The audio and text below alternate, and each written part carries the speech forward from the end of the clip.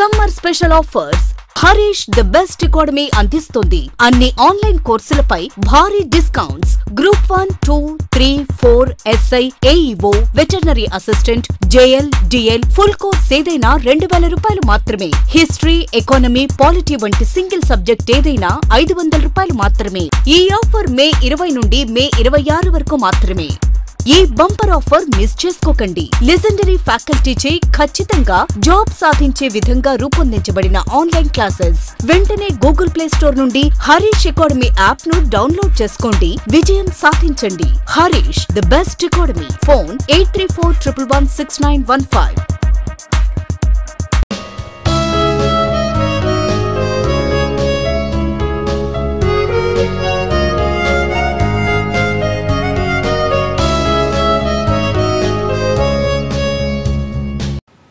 Hi friends, welcome to Harish academy. ఈరోజు వార్తలు నిలిచిన జాతీయ, అంతర్జాతీయ, రాష్ట్రీయ అంశాల గురించి, వార్తలు నిలిచిన వ్యక్తులు, అవార్డులు, పుస్తకాలు, మరి క్రీడా సంబంధిత సమాచారం, ఒక్కొక్క అంశాన్ని వివరంగా తెలుసుకుందాం. ఈరోజు ఫస్ట్ టాపిక్ వచ్చేసి జీఎస్టీపై సుప్రీంకోర్టు ఇచ్చిన కీలక తీర్పు, సంచలన తీర్పు ఈరోజు ప్రత్యేకంగా వార్తలు నిలిచింది. జీఎస్టీ అంటున్నాను, గూడ్స్ అండ్ సర్వీసెస్ ట్యాక్స్, వస్తు సేవల పన్ను. భారతదేశంలో జీఎస్టీ అనేది అమల్లోకి రావడానికి కారణమైన రాజ్యాంగ సవరణ చట్టం ఏంటి? 101వ రాజ్యాంగ సవరణ చట్టం. గుర్తుంచుకోండి, 101 కాన్స్టిట్యూషనల్ అమెండ్మెంట్ రానున్న పోటీ పరీక్షలో చాలా ఇంపార్టెంట్. 101వ రాజ్యాంగ సవరణ చట్టం భారతదేశంలో జీఎస్టీని ఇంట్రడ్యూస్ చేయడం జరిగింది. మనకు ఆర్టికల్ 279A చాలా ఇంపార్టెంట్.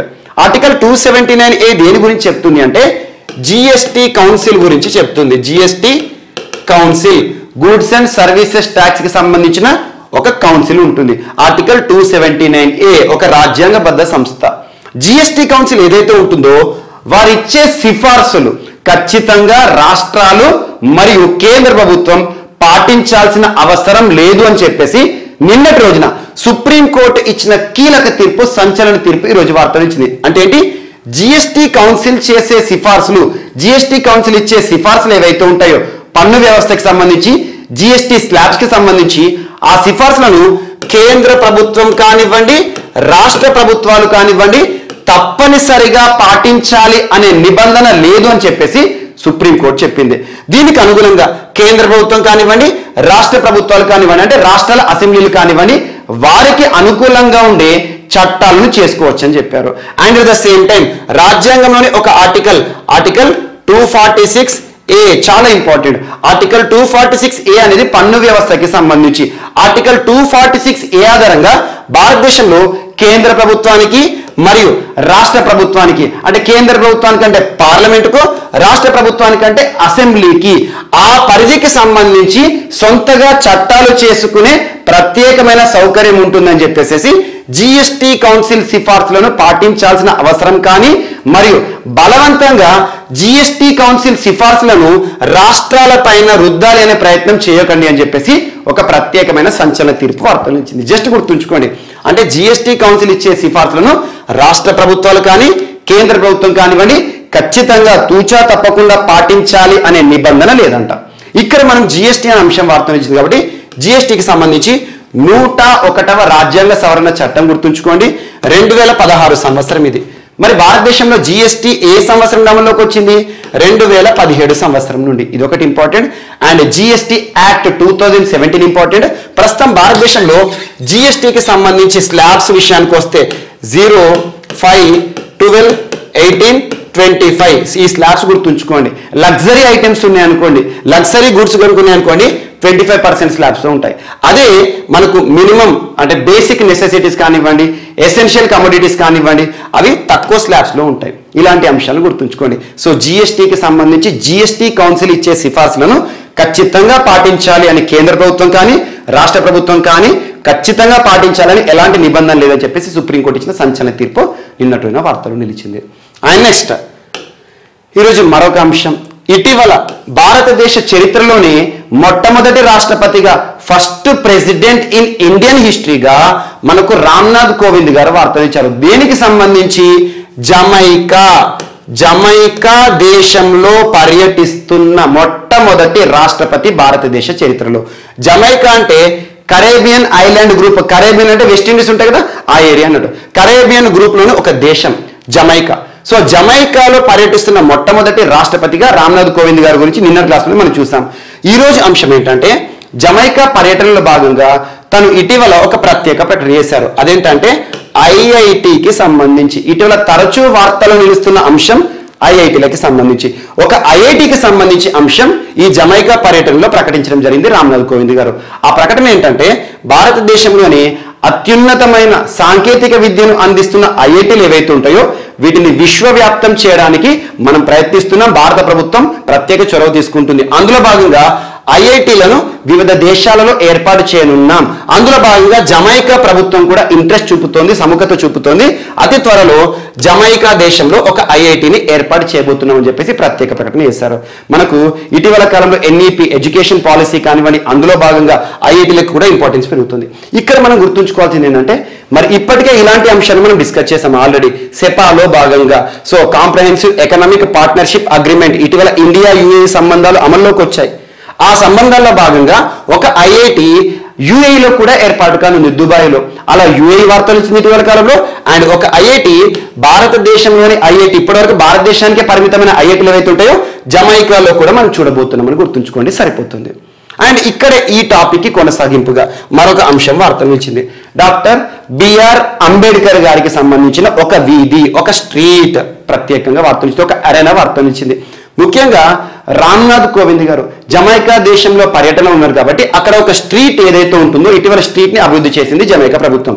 ఆ స్ట్రీట్ కి డాక్టర్ బిఆర్ అంబేద్కర్ గారి పేరుని నామకరణం చేయడం జరిగింది. ఎగ్జామినేషన్ పాయింట్ ఆఫ్ లో ఒకటే ఒక ప్రశ్న అడుగుతారు. అదేంటంటే ఇటీవల ఏ దేశంలో డాక్టర్ బిఆర్ అంబేద్కర్ గారి పేరిట ఒక కొత్త స్ట్రీట్ లేదా వీధి వార్తలు నిలిచిందంటే జమైకాను గుర్తుంచుకోండి, సరిపోతుంది. ఇది జమైకాకి సంబంధించి.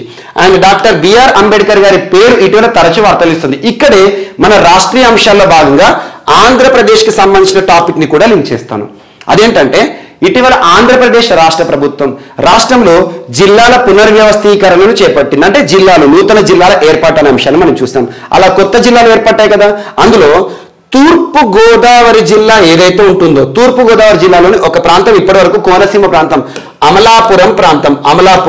అమలాపురం ప్రాంతం ఏదైతే ఉందో ఒక కోనసీమ జిల్లాగా ఇటీవల మనం వార్తలు చూస్తాం. మన కొత్త జిల్లా. అంతకుముందు ఎగ్జిస్టింగ్ తూర్పుగోదావరి జిల్లాలోని అమలాపురం లేదా కోనసీమ ప్రాంతాన్ని ప్రత్యేకం చేసేసి ఒక జిల్లాగా ఏర్పాటు చేసి కోనసీమ జిల్లా అని చెప్పేసి మనం ఇటీవల కాలంలో డిస్కస్ చేస్తాం. ఆ కోనసీమ జిల్లా ఏదైతే ఉంటుందో ఆ జిల్లాకి డాక్టర్ బిఆర్ అంబేద్కర్ గారి పేరుని నామకరణం చేసింది రాష్ట్ర ప్రభుత్వం. ఆంధ్రప్రదేశ్ రాష్ట్ర ప్రభుత్వం డాక్టర్ బిఆర్ అంబేద్కర్ గారి పేరుని కోనసీమ జిల్లాకి నామకరణం చేసింది. ఈ పాయింట్ గుర్తుంచుకోండి. ముఖ్యంగా ఆంధ్రప్రదేశ్ రాష్ట్రానికి సంబంధించి పోటీ పరీక్షలకు ప్రిపేర్ అవుతున్న అభ్యర్థులు ఎవరైతే ఉంటారో వారికి రానున్న పోటీ పరీక్ష ఈ ప్రశ్నను అడగబోయే అవకాశం ఉంటుంది. అండ్ నెక్స్ట్ వచ్చేసి ఇక్కడ డాక్టర్ బిఆర్ అంబేద్కర్ గారి పేరు తరచూ వార్త నిలుస్తుంది. ముఖ్యంగా ఇటీవల డాక్టర్ బిఆర్ అంబేద్కర్ గారి జన్మదినోత్సవం ఏదైతే ఉంటుందో ఏప్రిల్ 14 గడిచిన నెలలో మనం చూసాము. ఏప్రిల్ 14 ని సో మనకు day of equality. So day of equality అంటే సమానత్వ దినోత్సవంగా జరుపుకుంటోంది ప్రత్యేకంగా మనకు తమిళనాడు రాష్ట్ర ప్రభుత్వం. ఇలాంటి అంశాలను చూడండి. అండ్ ఇటీవల కర్ణాటక రాష్ట్ర ప్రభుత్వం వినయ సామరస్య యోజనలో ఒక ప్రత్యేక కార్యక్రమాన్ని, పథకాన్ని కూడా బిఆర్ అంబేద్కర్ గారి జయంతి రోజున అమలుకి తీసుకొచ్చింది. సో ఇక్కడ మనకు జమైకాకి సంబంధించి ఒక వీధికి అంబేద్కర్ గారి పేరు. అండ్ నెక్స్ట్ ఇక్కడ జమైకాకి సంబంధించి ఇంకొక అంశం, ఇండియా జమైకా ఫ్రెండ్షిప్ గార్డెన్ ని కూడా ఇటీవల భారత రాష్ట్రపతి జమైకా పర్యటనలో భాగంగా ఉన్న రాష్ట్రపతి గారు ప్రారంభించారు. ఇండియా మరియు జమైకా ఫ్రెండ్షిప్ గార్డెన్. అందులో శాండల్వుడ్ ప్లాంట్స్ ని కూడా నాటడం జరిగింది, ప్లాంట్ చేయడం జరిగింది రాష్ట్రపతి గారు. ఇదంతా అవసరం లేదు. భారత రాష్ట్రపతి గారు భారత రాష్ట్రపతి హోదాలో పర్యటన చేస్తున్నారు చిట్ట చివరిసారి అని గుర్తుంచుకోండి. ఎందుకంటే రాష్ట్రపతిగా తన పదవీకాలం ముగుస్తుంది, జూలై మాసంతో ముగుస్తుంది, జూలై 25. ఆ తర్వాత ఆ లోపల రాష్ట్రపతికి సంబంధించిన పర్యటనలు ఏమి లేవు కాబట్టి ఇది చిట్ట చివరి పర్యటన యాజ్ ఏ ప్రెసిడెంట్ ఆఫ్ ఇండియాగా రామ్నాథ్ కోవింద్ గారి గురించి. ఈ పర్యటన పైన ప్రత్యేక శ్రద్ధ చూపండి. అండ్ నెక్స్ట్ కాలుష్యంలో భారతదేశానికి సంబంధించి మరణాలకు సంబంధించి ల్యాండ్సెట్ వారు ఒక నివేదికను విడుదల చేశారు. ల్యాండ్సెట్ సో ల్యాన్సెట్ రిపోర్ట్స్ ఏవైతే ఉంటే వాటిపైన ప్రత్యేక శ్రద్ధ చూపండి. తరచూ గణాంకాలకు సంబంధించి ల్యాన్సెట్ వార్తలు నిలుస్తూ ఉంటుంది. ల్యాన్సెట్ రిపోర్ట్స్ పైన కూడా చాలా పోటీ పరీక్షల ప్రశ్నలు అడుగుతున్నారు. ఇక్కడ రిపోర్ట్ ఏంటి, అసలు ఎంతమంది చనిపోతున్నారు, కాలుష్యం కారణంగా భారతదేశంలో నమోదవుతున్న మరణాలు ఏంటో చూద్దాం. సో కాలుష్యంతో భారత్లో అత్యధిక అకాల మరణాలు నమోదవుతున్నాయంట. 23.5 లక్షల మంది మృత్యువాత చెందారంట. ఈ రిపోర్ట్ అంతా ఒకసారి చదువుదాం, చూద్దాం.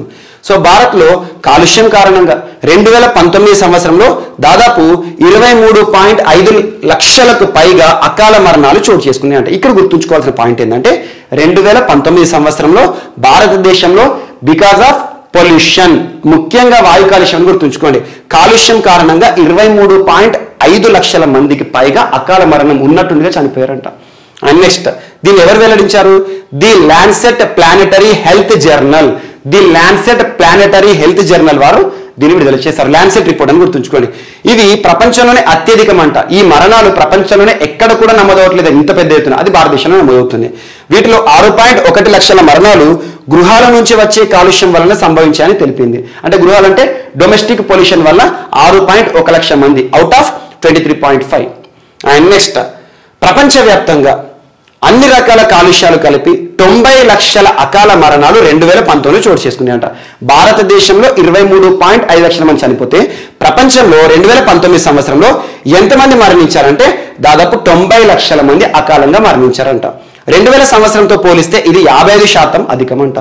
అండ్ ఇక నీటి కాలుష్యం వల్ల ప్రపంచవ్యాప్తంగా 13.6 లక్షల మంది కన్నుమూశారు. ఈ రిపోర్ట్స్ లో స్టాట్స్ గుర్తుంచుకొని నీటి కాలుష్యం కారణంగా ప్రపంచంలో ఎంతమంది మరణించారట? 13.6 లక్షల మంది అంట. అండ్ కాలుష్యం కారణంగా చోటు చేసుకుంటున్న నష్టాలు అపారంగా ఉన్నాయి. ఒక్క 2019 సంవత్సరంలోనే అకాల మరణాల వలన కలిగిన నష్టము 3.5 కోట్లు. అయినప్పటికీ ఈ విషయానికి అంతర్జాతీయ అభివృద్ధి అజెండాలో పెద్దగా ప్రాధాన్యం లభించలేదంట. భారత్లో ఉత్తర భారత రాష్ట్రాల్లో తీవ్ర స్థాయిలో పొల్యూషన్ ఉంది, కాలుష్యం ఉంది. భారత్కు కాలుష్య నియంత్రణకు ఒక బలమైన కేంద్రీకృత యంత్రాంగ వ్యవస్థ లేదు అని అధ్యయనంలో పరిశోధకులు వెల్లడించారంట. జాబితాలో భారత్ తొలి స్థానంలో ఉండగా చైనా 2వ స్థానం. అత్యధిక కాలుష్య మరణాలు నమోదవుతున్న దేశాల్లో భారతదేశం ఫస్ట్, సెకండ్ చైనా 22 లక్షలు. మరి ఉత్తర భారతదేశంలోనే పొల్యూషన్ ఎక్కువ ఉంది, దట్ ఈస్ ఫ్యాక్ట్. ఇటీవల మనం ఐక్యూ ఎయిర్ కి సంబంధించిన రిపోర్ట్ చూసాం, వరల్డ్ ఎయిర్ క్వాలిటీ రిపోర్ట్. ప్రపంచంలోనే వాయు కాలుష్య రాజధానులను కనుక చూస్తే మన న్యూఢిల్లీ, మన భారతదేశ రాజధాని ఫస్ట్ పొజిషన్లో ఉన్నాయి. ప్రపంచంలో 100 మోస్ట్ పొల్యూటెడ్ సిటీస్ చూస్తే అందులో మోర్ దాన్ 60 సిటీస్ ఇండియాలోనే ఉన్నాయి. ఇవన్నీ కూడా చూడండి భారతదేశం ఎంత కాలుష్య కోరల్లో చిక్కుకుంటుందో చూస్తున్నాం.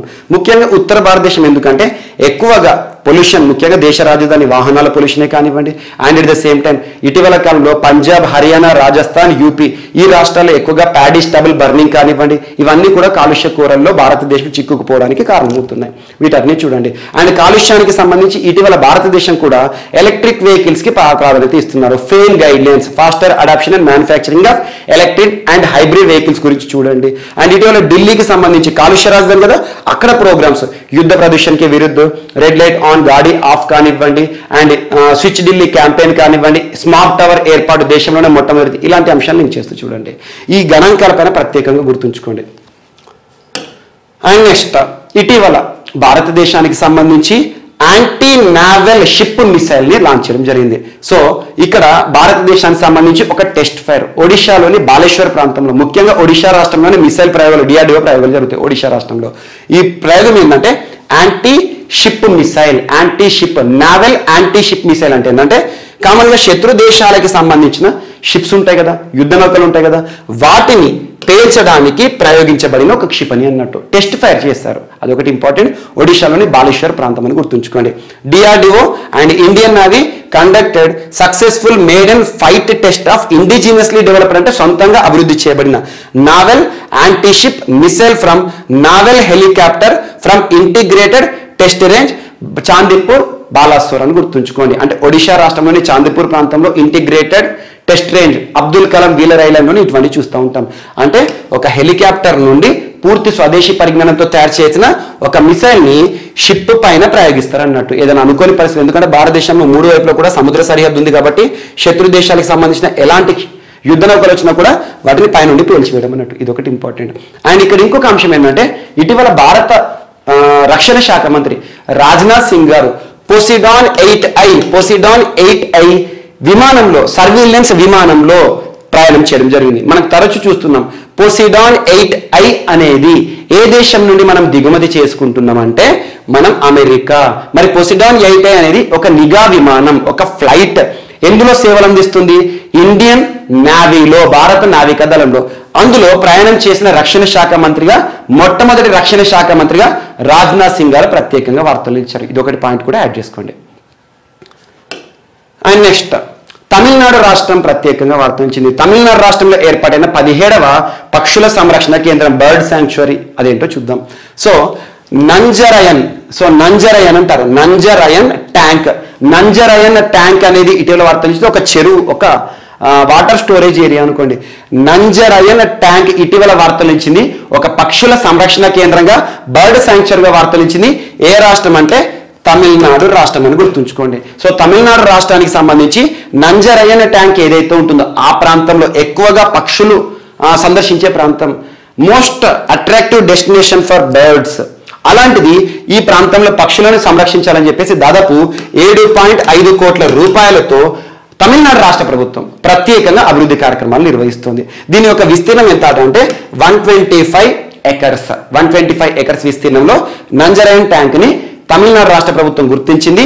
ఇది తమిళనాడు రాష్ట్రంలో గుర్తింపు పొందిన 17వ బర్డ్ శాంక్చురీ, పక్షుల సంరక్షణ కేంద్రం అని గుర్తుంచుకోండి. బర్డ్ శాంక్చురీ అని గుర్తుంచుకోండి, సరిపోతుంది. సో ఇటీవల కాలంలో వార్తలించిన రామ్సార్ సైట్స్ కానివ్వండి, బర్డ్ శాంక్చురీస్ కానివ్వండి, అండ్ టైగర్ రిజర్వ్స్ కానివ్వండి, క్యాట్స్ కానివ్వండి, conservation assured tiger standards, forest survey కానివ్వండి, ఇలాంటివి ప్రత్యేకంగా చూడండి. రానున్న పోటీ పరీక్షలో important areas to be focused. And next తమిళనాడుకు సంబంధించిన మరొక అంశం. ఇటీవల తమిళనాడు రాష్ట్ర ప్రభుత్వం అంటే తమిళనాడు రాష్ట్ర ముఖ్యమంత్రి ఎంకే స్టాలిన్ గారు ప్రత్యేకంగా శ్రీలంక ప్రస్తుతం సంక్షోభ పరిస్థితిలో కొట్టుమిట్టాడుతున్న శ్రీలంకకి సాయం చేస్తామని చెప్పేసి కేంద్ర ప్రభుత్వాన్ని అభ్యర్థించారు. కేంద్ర ప్రభుత్వం సముఖత ఇచ్చింది, అంటే కేంద్ర ప్రభుత్వం పర్మిషన్ ఇచ్చింది, మీరు శ్రీలంకకి సాయం చేయొచ్చు అని చెప్పేసి తమిళనాడు రాష్ట్ర ప్రభుత్వానికి ప్రత్యేకంగా అనుమతులు ఇచ్చింది. అందులో భాగంగా శ్రీలంకకి దాదాపు తమిళనాడు రాష్ట్ర ప్రభుత్వం 45 కోట్ల రూపాయల విలువైన తిండి గింజలు, అంటే బియ్యం గింజలు కానివ్వండి, అండ్ పాల పొడి కానివ్వండి, ఎందుకంటే అక్కడ పిల్లలందరూ కూడా పాలు లేక అలమటిస్తున్నారు, పాల పొడి ప్యాకెట్లను కానివ్వండి పంపడం జరిగింది. సో అలా తమిళనాడు రాష్ట్రము శ్రీలంకకి ప్రత్యేక ఆర్థిక సాయం చేస్తోంది. And at the same time ఆర్థిక సాయం అనే కంటే కూడా వస్తు సాయం చేస్తుంది. ఇలా దెబ్బతిన్న శ్రీలంకను ఆదుకోవడానికి తమిళనాడు చేస్తున్న ఒక వినూత్నమైన ఆలోచన అని గుర్తుంచుకోండి. తమిళనాడు రాష్ట్రానికి సంబంధించి ఇటీవల ఏజీ పెరారి వలన్ కూడా వార్తనిచ్చాడు. ఏజీ పెరారి వలన్ అంటే రాజీవ్ గాంధీకి సంబంధించి అసాసినేషన్ కేసులో ముద్దాయి ఏజీ పెరారి వలన్ ఇటీవల విడుదల చేయండి అని చెప్పేసి సుప్రీంకోర్టు కూడా తీర్పిచ్చింది. ఏజీ పెరారి వలన్ విషయంలో ఆర్టికల్ 72, ఆర్టికల్ 161 వివాదాన్ని ఇటీవల మనం డిస్కస్ చేసాం. రాష్ట్రపతి అధికారాలు న్యాయపరమైన, గవర్నర్ అధికారాలు న్యాయపరమైన, దీన్ని ప్రత్యేకంగా చూడండి. అండ్ తమిళనాడు రాష్ట్రానికి సంబంధించి ఇటీవల వార్తలు ఇచ్చిన ముఖ్యమైన అంశాల్లో Illam Thedi Kalvi, Makkalai Thedi Maruthuvam, and Meendum Manjappai, and Inniyar Kappam Nammai Kakkum, and Tamil Nadu CM 360 dashboard అని చెప్పేసేసి, అండ్ ఇటీవల కాలంలో తమిళనాడు సొసైటీకి సంబంధించి కూడా తరచూ వార్తలు నిలుస్తుంది. దేవాలయాల్లో నాన్ బ్రాహ్మిన్స్ ని మరియు మహిళలను పూజారులుగా నియమిస్తూ తీసుకున్న నిర్ణయం. ఆర్టికల్ 42 తమిళనాడు రాష్ట్రానికి సంబంధించి ప్రత్యేకంగా వార్తలు ఇచ్చింది, రైట్ టు సిట్ అనే అంశం. అండ్ భారతదేశంలోనే మొట్టమొదటి డుగాంగ్ కన్జర్వేషన్ రిజర్వ్ ఇటీవల తమిళనాడు రాష్ట్రానికి సంబంధించి వార్తలు ఇచ్చింది. వీటన్నిటిని ప్రత్యేకంగా చూడండి. రానున్న పోటీ పరీక్షలో తమిళనాడు స్టేట్ చాలా ఇంపార్టెంట్గా చూడొచ్చు. And next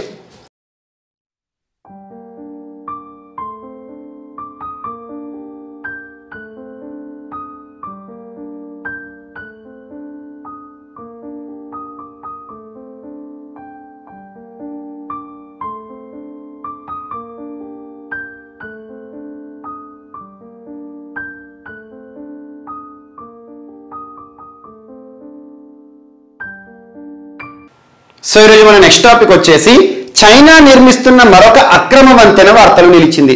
వాస్తవాధీన Rekha, line of actual control, అంటే ఇండియా చైనాకి సంబంధించి ఇండో చైనా బార్డర్ అని గుర్తుంచుకోండి. సో ఆ బార్డర్ లో చైనా ఇప్పటికే నిర్మించిన అక్రమ వంతెన గురించి గడిచిన ఏడాది చివరిలో మనం డిస్కస్ చేశాం. ఆ అక్రమ వంతెన బ్రిడ్జ్, ఇల్లీగల్ బ్రిడ్జ్ దేనిపైన అని చెప్పాను, పాంగ్యాంగ్ లేక్ అని చెప్పాను. పాంగ్యాంగ్ లేక్, సో పాంగ్యాంగ్ సరస్సు, వాస్తవాధీన రేఖ వెంట ఉన్న పాంగ్యాంగ్ లేక్ ని నార్త్ మరియు సౌత్ ని, దక్షిణ ఉత్తర ప్రాంతాలను కలపడానికి, సైన్యాన్ని తరలించడానికి చైనా అక్రమంగా ఒక వంతెన నిర్మించింది. అది ఆల్రెడీ టాపిక్ కంప్లీటెడ్.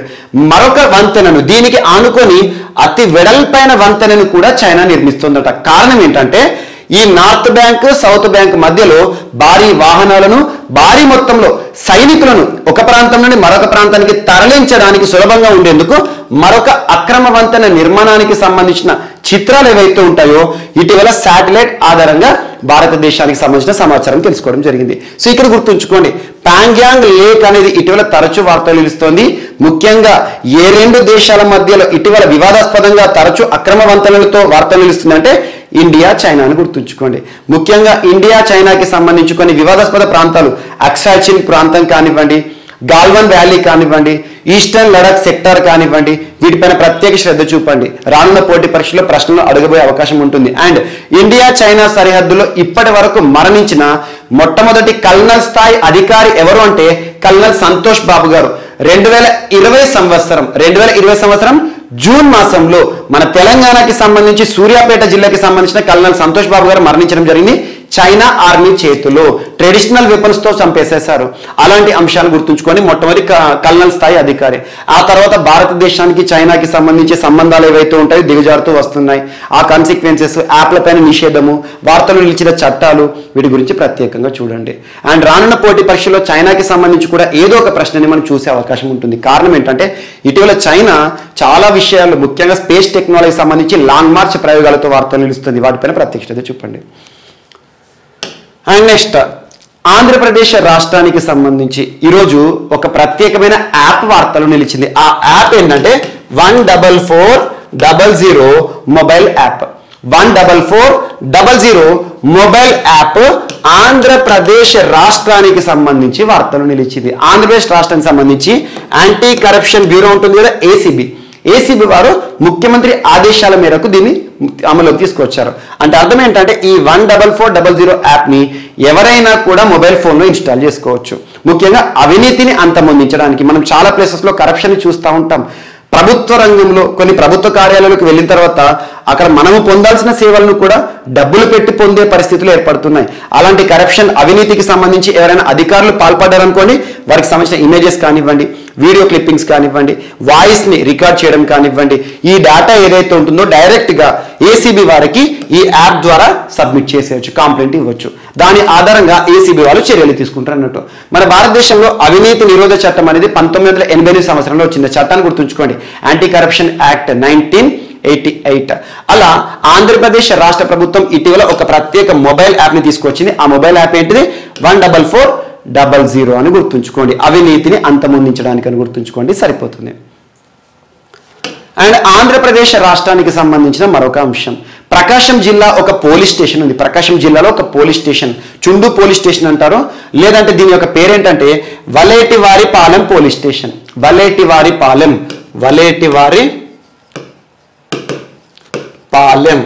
ఇటీవల వార్తలు నిలిచిన వలేటివారిపాలెం పోలీస్ స్టేషన్ ఎక్కడ ఉంది అంటే ప్రకాశం డిస్టిక్ లో ఉంది.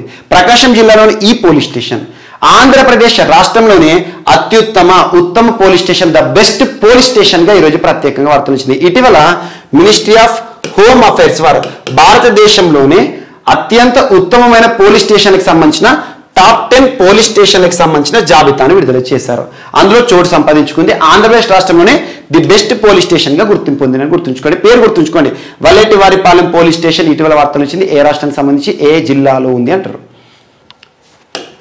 అండ్ నెక్స్ట్ ఈరోజు వార్తల్లో నిలిచిన వ్యక్తుల విషయానికి వస్తే మొదటి వ్యక్తిగా ఆంధ్రప్రదేశ్ రాష్ట్రానికి సంబంధించి ప్రస్తుతం సిఎస్ చీఫ్ సెక్రటరీగా ప్రధాన కార్యదర్శి హోదాలో విధులు నిర్వర్తిస్తున్న 1985 క్యాడర్ ఐఏఎస్ అధికారి ఎవరు? సమీర్ శర్మ గారు. సమీర్ శర్మ ఆంధ్రప్రదేశ్ రాష్ట్ర సిఎస్. గడిచిన సంవత్సరం 2021 సంవత్సరం సెప్టెంబర్ మాసంలో తను సిఎస్ గా పదవిని స్వీకరించడం జరిగింది. అదే సంవత్సరం అంటే 2021 నవంబర్ మాసంతో తన యొక్క పదవీ కాలం అంటే తన రిటైర్మెంట్ ఏజ్ అన్నట్టు పదవీ కాలం ముగుస్తుంది. కానీ ఆంధ్రప్రదేశ్ రాష్ట్ర ప్రభుత్వం యొక్క రిక్వెస్ట్ మేరకు కేంద్ర ప్రభుత్వం గవర్నమెంట్ ఆఫ్ ఇండియా 6 నెలలు తన పదవీ కాలాన్ని పొడిగించింది. అంటే నవంబర్ నుండి మే 31 వరకు తనే సమీర్ శర్మ గారే రాష్ట్ర ప్రధాన కార్యదర్శిగా ఉంటారు. మరి కమింగ్ మే 31 వస్తుంది అంటే తన యొక్క పదవీ విరమణ సమయం వస్తుంది. అంటే తన యొక్క రిటైర్మెంట్, అంటే తన యొక్క టెన్యూర్ పూర్తవుతుంది అన్నట్టు. ఇలాంటి పరిస్థితుల్లో కేంద్ర ప్రభుత్వం గవర్నమెంట్ ఆఫ్ ఇండియా మరొకసారి తన పదవీ కాలాన్ని మే 31 రోజు కాకుండా ఇంకొక 6 months పొడిగిస్తూ ఉత్తర్వులను విడుదల చేసింది. అంటే 1 year ఎక్స్టెన్షన్ పొందారన్నట్టు. సమీర్ శర్మ గారు రానున్న 6 నెలలు కూడా తనే రాష్ట్రానికి సిఎస్గా విధులు నిర్వర్తిస్తారని గుర్తుంచుకోండి, సరిపోతుంది. అండ్ నెక్స్ట్ అనిల్ బైజల్ గారు. అనిల్ బైజల్ చాలా సుపరిచితులైన వ్యక్తి. యాక్చువల్గా ఢిల్లీకి సంబంధించి నేషనల్ క్యాపిటల్ టెరిటరీ ఢిల్లీ కేంద్రపాలిత ప్రాంతమే, కానీ అసెంబ్లీతో కూడిన కేంద్రపాలిత ప్రాంతం.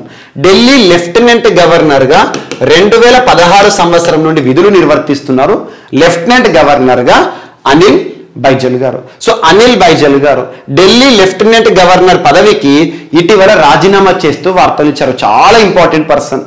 ఎందుకంటే ఢిల్లీ ప్రభుత్వానికి లెఫ్టినెంట్ గవర్నర్ కి మధ్య చాలా వివాదాలు 2018 సంవత్సరం నుండైతే తారస్థాయికి చేరుకున్నాయి. అలాంటిది లెఫ్టినెంట్ గవర్నర్ గా తనకంటూ ప్రత్యేక గుర్తింపు పొందారు అనిల్ బైజల్ గారు. నిన్నటి రోజున ఆకస్మికంగా తను రాజీనామా చేస్తూ వార్తలు ఇచ్చారు. ఏ ప్రాంతానికి లెఫ్టినెంట్ గవర్నర్ గా ఉండేవాడని వార్తల్లో వ్యక్తులు అడగబోయే అవకాశం ఉండొచ్చు. అండ్ నెక్స్ట్ ఎస్ఎస్ ముండ్రా గారు. ఎస్ఎస్ ముండ్రా ప్రముఖ ఆర్థికవేత్త. ఎస్ఎస్ ముండ్రా గారు Bombay Stock exchange limited, BSc limited, Bombay Stock exchange అంటే స్టాక్ మార్కెట్. సో బిఎస్సికి నూతన చైర్పర్సన్ గా వార్తలు నిలిచారు. నూతన హెడ్ గా వార్తలు ఇచ్చారు. SS Mundra is the new chairperson of BSE అని గుర్తుంచుకోండి. బాంబే స్టాక్ ఎక్స్చేంజ్ నూతన చైర్పర్సన్ గా ఎస్ఎస్ ముండ్రా గారు. ఇది ఒకటి ఇంపార్టెంట్. ఎందుకంటే మనకు సెబీకి సంబంధించి అన్నిటికంటే ఇంపార్టెంట్, భారతదేశంలో స్టాక్ మార్కెట్ నియంత్రణ చేసేది రెగ్యులేటరీ బాడీ సెబీ.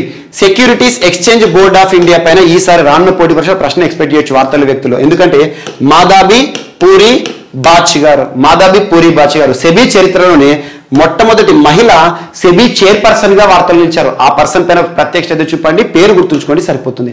అలాంటి స్టాక్ మార్కెట్ కి సంబంధించి బాంబే స్టాక్ ఎక్స్చేంజ్ లో నూతన చైర్పర్సన్ ఎస్ఎస్ ముండ్రా అని గుర్తుంచుకోండి, సరిపోతుంది. అండ్ నెక్స్ట్ రష్యా అధ్యక్షుడు వ్లాదిమిర్ పుతిన్ గారు వార్తలు నిలిచారు. Vladimir Putin. సో పుతిన్ యాక్చువల్గా ఇటీవల ప్రపంచవ్యాప్తంగా కూడా వినబడుతున్న పేరు, ప్రపంచంలోని చాలా దేశాలు వ్యతిరేకిస్తున్న పేరు. సో పుతిన్ పైన నిషేధాజ్ఞలను జారీ చేస్తూ, నిషేధాన్ని విధిస్తూ, పుతిన్ పైన బ్యాన్ విధిస్తూ కెనడా ప్రభుత్వం తీసుకున్న నిర్ణయం వార్తలు నిలిచింది. కెనడా ప్రభుత్వం అంటే కెనడా దేశ జస్టిన్ ట్రూడో గారు ఏం చెప్పారంటే, ప్రస్తుతం ఉక్రెయిన్ పైన దాడి చేస్తున్న రష్యా, ఆ దాడికి కారణమే పుతిన్. మానవ హక్కుల విలువలు లేకుండా పోతున్నాయి, మానవ హక్కులంతా కూడా మంట కలుపుతున్నారు అని చెప్పేసి పుతిన్ చేస్తున్న తీవ్ర దాడి ఏదైతుందో దాన్ని వ్యతిరేకిస్తూ పుతిన్ పైన నిషేధాజ్ఞలు విధించారో కెనడా ప్రభుత్వం అని గుర్తుంచుకోండి, సరిపోతుంది. అండ్ నెక్స్ట్ ఈరోజు వార్తలు నిలిచిన ఒక పుస్తకం యాక్చువల్గా రానున్న జూన్ 2022 రోజున రిలీజ్ కాబోతుంది. అంటే జూన్ మాసంలో రిలీజ్ కాబోతుంది. హార్పర్ కొలిన్స్ వారు విడుదల చేస్తున్న పుస్తకం. ఈ పుస్తకం పేరు ఏంటంటే ఏ ప్లేస్ కాల్డ్ హోమ్. యాక్చువల్గా టీ ఎస్టేట్కి సంబంధించి కర్ణాటక రాష్ట్రానికి సంబంధించిన ఒక వ్యక్తి రాశారు. ఆ గొప్ప రచయిత పేరు ఏంటంటే ప్రీతి షెనోయ్ గారు రాసిన ఏ ప్లేస్ కాల్డ్ హోమ్ అనే ఒక పుస్తకం ఈరోజు వార్తలు ఇచ్చింది. రానున్న జూన్ మాసంలో విడుదల కాబోతుంది, జూన్ 2022లో. సో దీనికి సంబంధించి యాక్చువల్గా ఏంటంటే టీ ఎస్టేట్స్కి సంబంధించిన అంశాలు, అనుభవాలను ఇతివృత్తంగా రాశారని గుర్తుంచుకోండి, సరిపోతుంది. సో ఇవి మనకి ఈరోజు వార్తలు నిలిచిన అంశాలు. ఒకసారి ర్యాపిడ్గా కనుక అబ్జర్వ్ చేస్తే ఫస్ట్ టాపిక్ జిఎస్టీకి సంబంధించి సుప్రీంకోర్టు ఇచ్చిన సంచలన తీర్పు. అంటే జిఎస్టీ కౌన్సిల్ ఇచ్చే సిఫార్సులను రాష్ట్రం మరియు రాష్ట్ర ప్రభుత్వాలు తప్పనిసరిగా పాటించాలని నిబంధన లేదని చెప్పేసి 246 ఏ వార్తలు నిలిచింది. 101 కాన్స్టిట్యూషన్ అమెండ్మెంట్ గుర్తుంచుకోండి. నెక్స్ట్ జమైకాలో ఒక ఐఐటి అని చెప్పేసి ఇటీవల భారతదేశ చరిత్రలోనే మొట్టమొదటి రాష్ట్రపతిగా రామ్నాథ్ కోవింద్ గారు జమైకాలో పర్యటిస్తున్నారు. అక్కడ చెప్పిన ఒక ప్రకటన. అండ్ జమైకాలో డాక్టర్ బిఆర్ అంబేద్కర్ గారి పేరిట ఒక స్ట్రీట్ వార్తలు నిలిచింది. అండ్ డాక్టర్ బిఆర్ అంబేద్కర్ గారి పేరుతో ఆంధ్రప్రదేశ్ రాష్ట్రంలో ఒక జిల్లా కోనసీమ జిల్లా, ఇది ఒకటి గుర్తుంచుకోండి. And India Jamaica friendship garden ఇటీవల ప్రారంభమైంది. నెక్స్ట్ కాలుష్యంతో భారత్లో అత్యధిక మరణాలు. ప్రపంచంలోనే కాలుష్య కోరలో చిక్కుకుపోతుంది భారతదేశం. అత్యధికంగా మరణాలు కాలుష్యం కారణంగా నమోదవుతున్న మరణాలలో ప్రపంచంలోనే టాప్ పొజిషన్లో ఇండియా ఉందంట, సెకండ్ పొజిషన్లో China. And next India successfully test fires naval anti ship missile. Anti ship అంటే యుద్ధ నౌకలను, అంటే నీటిలో ప్రయాణించే నావెల్ షిప్స్ ఏవైతే వాటి పేల్చే సామర్థ్యం ఉన్న పూర్తి స్వదేశీ పరిజ్ఞానం ఉన్న క్షిపణులను ప్రయోగించింది DRDO and Indian Navy. Next Nanjarayan. So Nanjarayan tank ఒక ప్రత్యేకమైన సరస్సు పక్షుల సంరక్షణ కేంద్రంగా తమిళనాడు రాష్ట్రంలో 17th బర్డ్ శాంక్చురీగా వార్తలు నిలిచింది. అండ్ తమిళనాడు శ్రీలంకకు ప్రత్యేకంగా 45 కోట్ల రూపాయల విలువైన సాయాన్ని, ఆహార సాయాన్ని చేస్తుంది. అండ్ నెక్స్ట్ ప్యాంగాంగ్ వంతెనపై అక్రమంగా నిర్మిస్తున్న చైనా మరో వంతెన. చైనాకి సంబంధించిన రెండో వంతెన ప్యాంగాంగ్ లేక్ నార్త్ సౌత్ ని కలిపేది. అండ్ 14400 అనే ఒక ప్రత్యేక యాప్ ఆంధ్రప్రదేశ్ రాష్ట్రంలో అవినీతిని అంతమొందించడానికి రాష్ట్ర ప్రభుత్వం ప్రారంభించింది ఏసీబీకి సంబంధించి. And Valletivaripalem police station Andhra Pradesh రాష్ట్రంలోనే అత్యుత్తమ పోలీస్ స్టేషన్గా, రాష్ట్రంలోనే ద బెస్ట్ నెంబర్ 1 పోలీస్ స్టేషన్గా వర్తలించింది. అండ్ ఆంధ్రప్రదేశ్ రాష్ట్ర CS chief secretary Sameer Sharma గారి పదవీ కాలాన్ని మరొక 6 నెలలు పొడిగిస్తూ కేంద్ర ప్రభుత్వం తీసుకున్న నిర్ణయం. నెక్స్ట్ అనిల్ బైజల్ గారు ప్రస్తుతం ఢిల్లీకి లెఫ్టినెంట్ గవర్నర్గా ఉన్నారు, రాజీనామా చేస్తూ వార్తలు నిలిచారు.